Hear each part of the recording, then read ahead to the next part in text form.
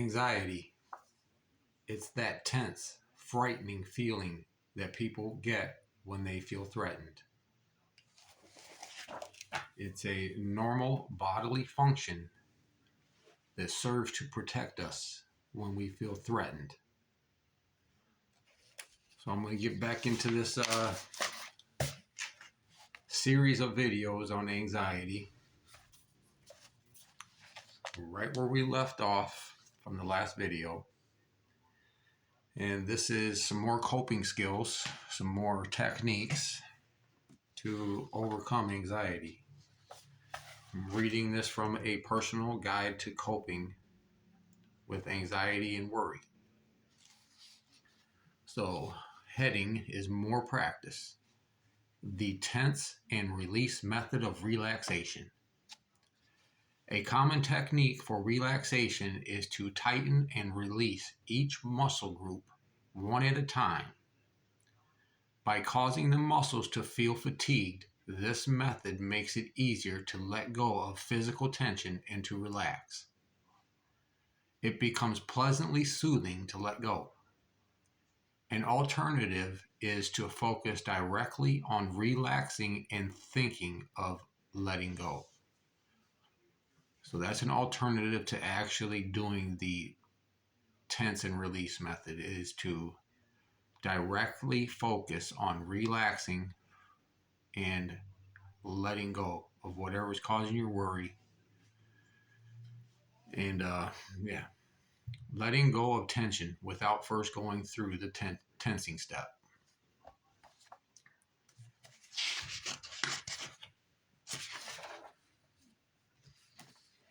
So the following exercise can be done with the muscle tightening and relaxing technique, or by letting go of tension and relaxing each muscle group directly. So it says, get into a comfortable position in a place where there is little noise and subdued light. Clear your mind of thoughts. Easier said than done. It's very hard to clear your mind of thoughts.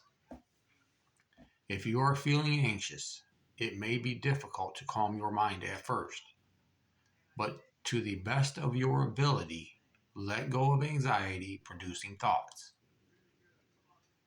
If you have been worrying over something and unable to stop your mind from dwelling on problems, tell yourself that you will go back to worrying about it later. That there is nothing gained by thinking about your problems over the next 10 to 15 minutes.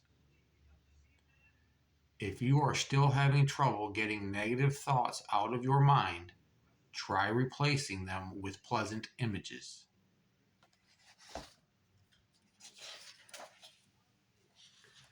So start with your feet. Tense the muscles in them until they feel pleasantly tired, but not until they cramp. Approximately 5 to 10 seconds. When the tired feeling starts to occur, then let go of the tension. Imagine that the tension in your feet is just draining out of your body, flowing out into the air and leaving you. Or imagine that the tension is disappearing. Imagine what it is like when you dissolve sugar into water. It just disappears. You may want to imagine that your tension is just dissolving away and leaving your body. Keep repeating in your mind that you are letting go of your tension. Now proceed to your calves. First tensing them until they feel slightly tired and then letting go. There is no need to go fast when you're doing these practices, okay? There's no need to go fast. It's just getting the technique right. No need to put pressure on yourself to do these quickly. It's all a personal journey. Do it slowly. Let it work. Let the technique work. So it might work for some of you. It might not. That's why there's different techniques that will be exposing you to from this handout, a personal guide to coping.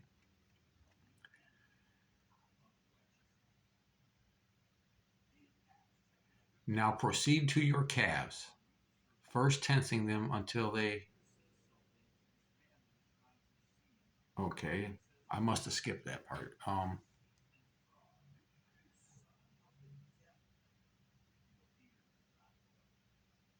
I said no, there is no need to go fast.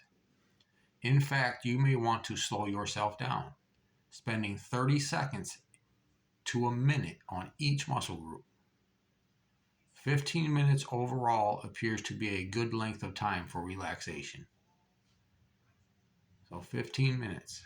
Um, I know if you're at work or something like that, hey man, this is your personal journey. This is your personal healing. Go to the bathroom, close the door, and stay in there for 15 minutes.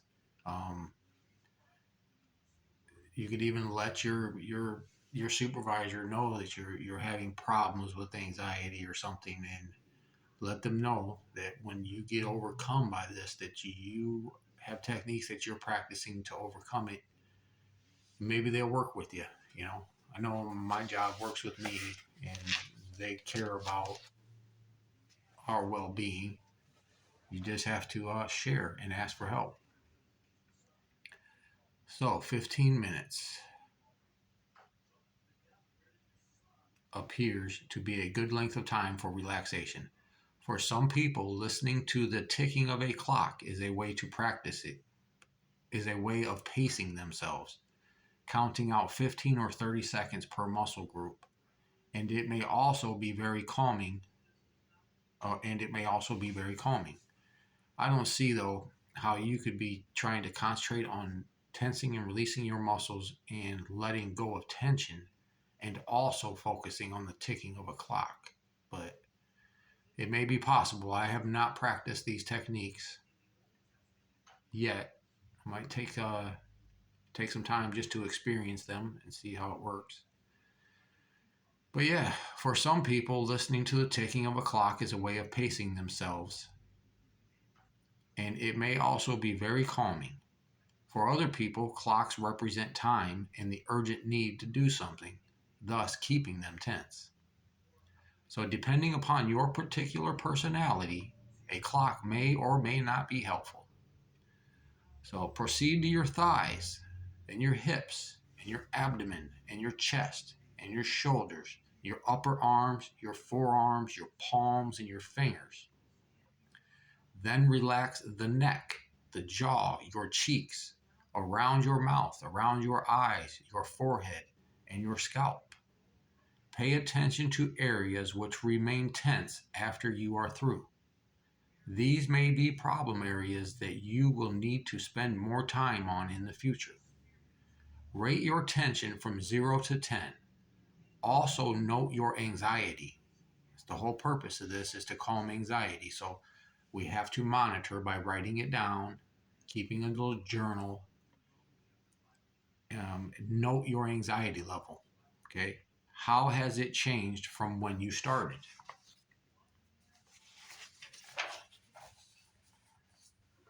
All right. So another technique. The heading is using visual imagery to calm yourself. Visual imagery. Remember I was saying in previous video that our mind, our subconscious mind, cannot tell the difference between something that is real or something that we have really experienced. Visual imagery is a very powerful tool to retrain the brain. I like that. Retrain the brain. That's a good one. Okay, so another way to relax yourself is through using pleasant, soothing images in your mind. Remembering a place and time which was safe and enjoyable can go a long ways towards calming anxiety. Almost everyone has had some experience at a place such as this. For one individual, it might be a grandparent's house. For another, it might be a vacation spot in the mountains or at the beach. Scenes and images from childhood are often especially useful in this regard, although not for everyone. So, time for practice. Again, place yourself in a comfortable position. Try to get rid of any noise or distraction. You may want to go through some of the relaxation exercise above in order to calm your mind and body, even if you don't have time to go through the entire relaxation procedure.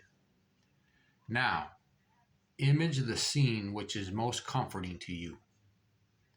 Use whatever image you wish. It doesn't have to be like any of the ones mentioned above. It is whatever calms you.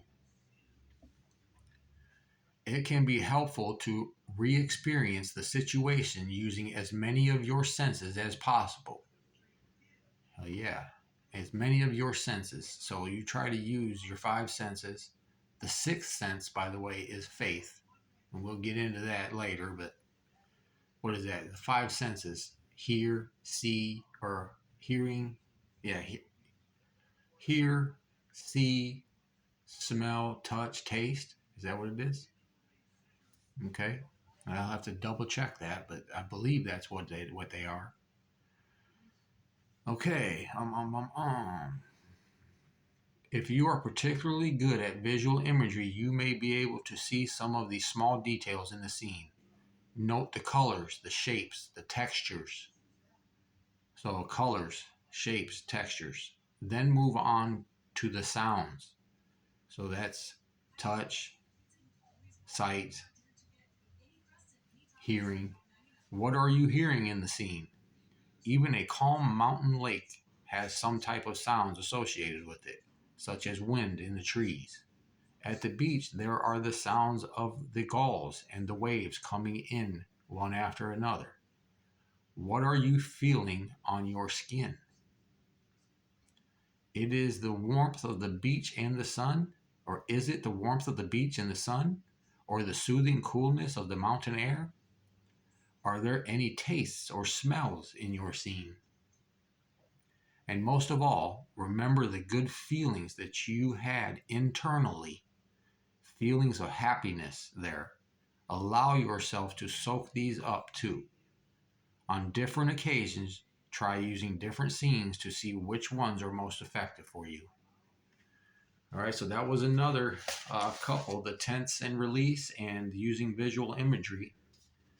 We'll get into combat anxiety by changing negative thinking next. And just like with every other video, can you guess what I'm about to do? Yep. The Squad 3 nightly journal entry for, let's see what the date was. I think it's going to be the 21st, I think. Yes, sir. October 21st of 2011. What was positive and what was negative about today on August 21st of 2011 in that treatment program, boot camp? Positive today. I just had a good day. Becoming more and more able to perform all tasks quickly and on time, like shave, get dressed, brush my teeth, and make my rack in a short period of time. Doing assignments on time. The negative was that my discipline in one or two areas isn't as good as I know it can be. All right, so it was acknowledged by the sergeant. He said, or her, I can't remember. There actually isn't even initials. He just mentioned, then you need to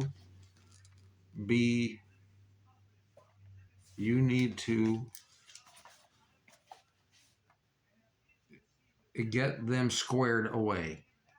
Then you need to get them squared away. I had to write, yes, sir. So we had to, so many times these books fell apart. We actually had to staple these books together. So I couldn't read what he wrote underneath there because I stapled over it. But so yeah, getting it squared away is one thing they used, the lingo that they used. Question 2, what were the main feelings I experienced today? I just plain felt great, optimistic, and positive because I am setting out to accomplish things that I am making progress. So feeling more confident in my abilities also. Sergeant initialed that. I had to acknowledge that. What helped me make it through the day? I made it through the day by paying close attention to the information and material provided so that I can get something out of this experience. So the information and material provided is what I'm sharing with you guys. This is what the information that I was going through in that program. What did I learn today? On October 21st of 1959, the Guggenheim Museum opened in New York City. It was shaped like an upside-down cupcake. It was designed by Frank Lloyd Wright. All right. So October 21st, 1959, the Guggenheim Museum opened in New York. Designed by Frank Lloyd Wright and to resemble an upside down cupcake. All right, well, thanks for watching, guys. Really hope these techniques help. Give them a try. I'll see you in my next video. Keep pushing forward. Just because we've lived a certain way so long doesn't mean we have to continue to do it. Never give up. Another day to get better.